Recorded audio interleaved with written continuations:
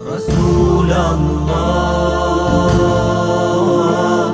حبيب الله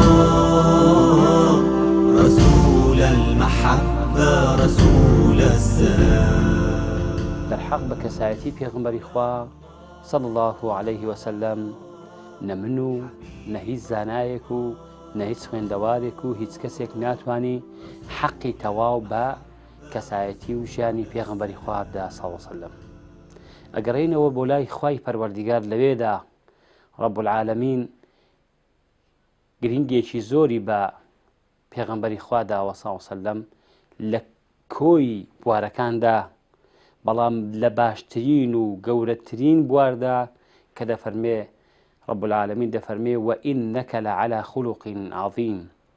یا محەممەد بەڕاستی تۆ لە بەرزترین ڕەوشتی بەرزادایی، واتە پێغمبەری خوا عەلەیهی سەڵات وەسەلام لە ڕوانگەی ڕەوشتەوە خوای پەروەردیگار تەئکید ئەکاتەوە لەسەر ڕەوشتە بەرزەکانی پێغمبەری خوا صلی الله علیه وسلم. و بۆ خۆشی پێغمبەری خوا عەلەیهی سەڵات وەسەلام دەفەرمێ بوعیثت لئوتەممە مەکارم الأخلاق، من هاتووم بۆ ئەوەی ڕەوشت و ئەخلاقی مرۆڤایەتی تەواو بکەم. بەڕاستی ئەی پێغمبەری خوا صلی الله علیه وسلم، بەڕاستی ئەخلاق و ڕەوشتت تەواو کرد، بەڵام بەداخێکی گرانمانەوە کە وەکو پێویست بەگشتی لە ئەخلاق و ڕەوشتی پێغمبەری خوا صلی الله علیه وسلم کەم و کوڕی لە ئێمەدا هەیە کە هەڵگری ئەم پەیامە وەکو پێویست نین. بۆیە ئەگەر تەماشای ڕەوشتی پێغمبەری خوا بکەی لە دەستپاکیە، لە دەمپاکیە، لە دڵپاشیە، لە ڕازگۆییە، لە ئەمینیە، لە هەر بوارێک کە تەماشای بکەی پێغمبەری خوا صلی الله علیه وسلم لەوێدا خۆی بینیتەوە. جا بۆیە لە کەسایەتی پێغمبەری خوا عەلەیهی سەڵات وەسەلام ئەگەر باز بکەین لە بواری هاوکاریکردنی سەحابە بەڕێزەکانی خۆی تەماشا بکەن خۆشەویستان، لە حادیسەی لە ڕووداوی خەندەقادا سەحابە بەڕێزەکان کاریان نەکرد، بەڵام هەر یەکیان بەردێکی لە لازگەکەی خۆی بەس بوو لەبەرچی لەبەر برسێتیە. ئەی پێغمبەری خوا صلی الله علیه وسلم سەرکردە و سەرۆشی ئەم وڵات بوو، بۆیە دەبێت دەرس لە ژیانی پێغمبەری خوا وەربگرین صلی الله علیه وسلم. پێغمبەری خوا دوو بەردی لە زجی خۆی برس بوو لە برسان. یەک لە ڕەوشت و کەسایەتی پێغمبەری خوا وا دەردەخات و پێشی کەم نەبووەوە کە لە برسان دوو بەردی بەسووە، نەخێر پایەت بەرزتر بوو، خوای گەورە زیاتر دەرەجەی عالی کرد. بێن تەماشای پێغمبەری خوا بکەین صلی الله علیه وسلم لە کاتی بەخشین لە پێناوی خوای پەروەردیگارە. جارێک لە جاران حەیوانێ ئەکوژنەوە، حەزەتی عایشە ڕەزا و ڕەحمەتی خوای لەسەر بێ دەفەرمێ هەموومان کرد بە خێر تەنها شەپیلکێکمان هێشتەوە، دەڵێ پیلێکمان هێشتەوە، دەڵێ گوتم ئەی پێغمبەری خوا هەموو ڕۆیش نەما، تەنها ئەمە مایە.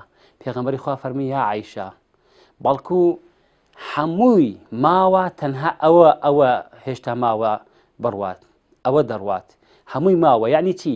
بەخشینی وا فێر کردوین، ئەگەر تۆ شتێکت بەخشی کۆتایی نایەت، ناڕوا، لە دەستت ناچێ. بۆی لە ڕووی بەخشینیشەوە پێغمبەری خوا صلی الله علیه وسلم کاتێک کە حەزەتی عایشە و خێزانەکانی شیویان لێدەنا دەیفەرمی ئاو زیاتر تێ بکەن بۆی بدەن بەشی جیرانەکانیش بدەن. ئەوە لە ڕوانگەی بەخشینەوە. لە ڕوانگەی لێبوردنەوەی پێغمبەری خوا صلی الله علیه وسلم زۆر جار گوێتان لێ بووە پیاوێ دێتە مەدینە بۆ کوشتنی پێغمبەری خوا عەلەیهی سەڵات وەسەلام، بەڵام کاتێک کە پێغمبەری خوا عەلەیهی سەڵات وەسەلام بۆ کوشتنی ئەو دێت، ئەو پیاوە بۆ کوشتنی پێغمبەری خوا دێ، ئیمامی عومەر پێی دەگات، ئەو پاڵەوانە پێی دەگا، یەکسەر دەست و پێیەکانی لە ئەسوندەکەی ئەبەستێتەوە و بە دوای پێغمبەری خوادا ئەسن صلی الله علیه وسلم دەفەرمون ئەی پێغمبەری خوا ئەم پیاوە بۆ ئەو حاڵەتە هاتووە.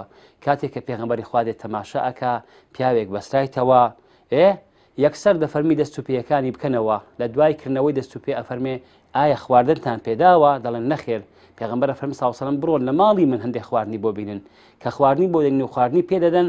ئەنجا دەفەرمێ پێغمبەری خوا صلی الله علیه وسلم حەز دەکەم تۆ ئەو هەڵەیە نەکەی و ئیمان بێنی، بەڵام ئەو پیاوە ئیمان ناینێ ئەڕواتن. پێغمبەری خوا فەرمی صلی الله علیه وسلم چەک و ئەساحکەی بدەنەوە با بڕوە، کە دەڕوات فترەیەک تێپەڕی لە دەستی وان دەرەچی، ئەنجا بە گریانەوە دێتەوە و بە کوڵێکی گریانەوە دەڵێتی أشهد أن لا إله إلا الله وأشهد أن محمد رسول الله.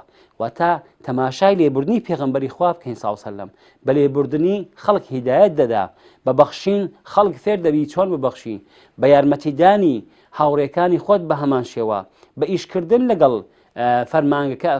فەرمانبەرەکانی خۆت بە هەمان شێوە ئەبێ سەرکردەکان لە پێغەمبەری خوا فێر بن ساوسەلەم چۆن ڕەفتار لەگەڵ دەوڵەتە لەگەڵ هاوڵاتیا بکەن و ئەبێ ئێمەش پێشەوا بین و میراتگری پێغەمبەری خوا بین ساوسەلەم لەوانەی کەوا پێغەمبەری خوا لە خودی خۆیدا هەبووە.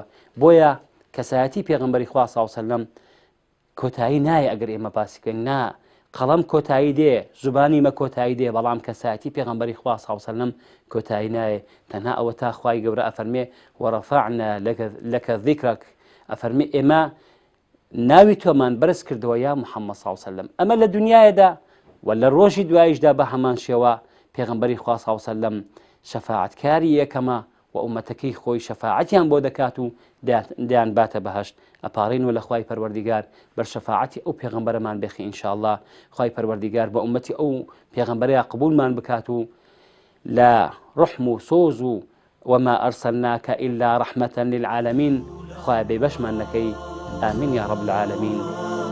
حبيب الله رسول المحبة رسول السلام